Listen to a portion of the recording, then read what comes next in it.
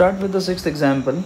And what is said here in this example, the work done by all the forces, that is external and internal forces on a system, is equal to. So obviously that is equal to only change in kinetic energy, because work done by internal forces plus work done by external forces is equal to kinetic energy final minus kinetic energy initial is nothing but the work energy theorem. Already in work done by internal forces, change in potential energy is already considered. In the previous question it was, we can modify, if I shift this internal for work done by internal forces on this side, then it will become work done by external forces is equal to kinetic energy final minus kinetic energy initial plus the change in potential energy.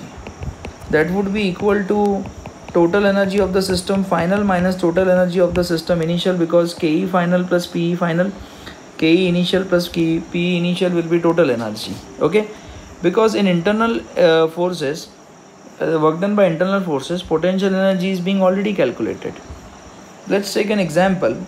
When an object is dropped from certain height and F is the frictional resistance due to air and the object is coming down, then in that case work done by gravity plus work done by frictional force of air will be equal to change in kinetic energy, that would be half m v square minus half m u square, as work done by gravity is nothing but mgh, which can be equal to potential energy.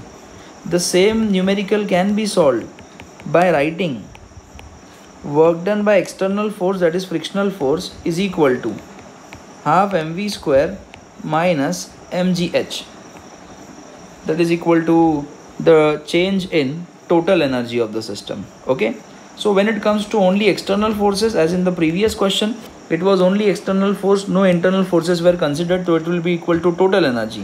When it comes to both internal as well as external, so in internal forces the potential energy is being already counted, that's why we are not writing potential energy on the right hand side. So that's why the answer to this question is B. Thank you.